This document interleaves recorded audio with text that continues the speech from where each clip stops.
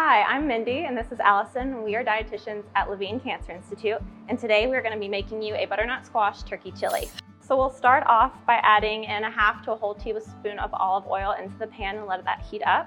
You'll then add in your ground turkey, let that heat up and simmer, and then from there you'll add in a little bit more oil, and you'll add in your onions and your garlic, anywhere from around 3 to 5 cloves of garlic, depending on how much you enjoy garlic. After that cooks for a little bit, maybe around 3 minutes, you're going to add in your spices, so the chili powder, the cumin, and the coriander. You're gonna stir that in, and then you're gonna add in our tomato paste, and we're gonna let that brown a little bit, about 30 seconds.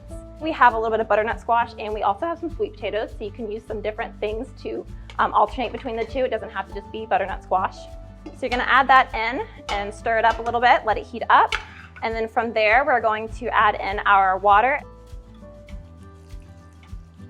All right, and then in the tomatoes.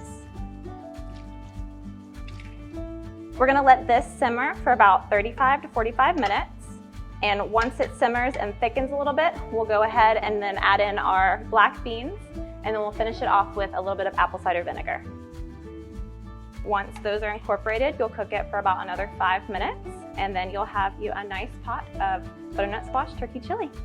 Thank you for watching our video. We hope you enjoy this butternut squash turkey chili. Please feel free to look into some of our other recipes and other videos.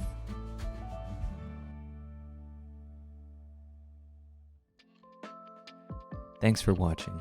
For more information, visit us online, send us an email, or give us a call. Don't forget to click subscribe and hit that notification bell so you know when new videos are released. And most of all, be well.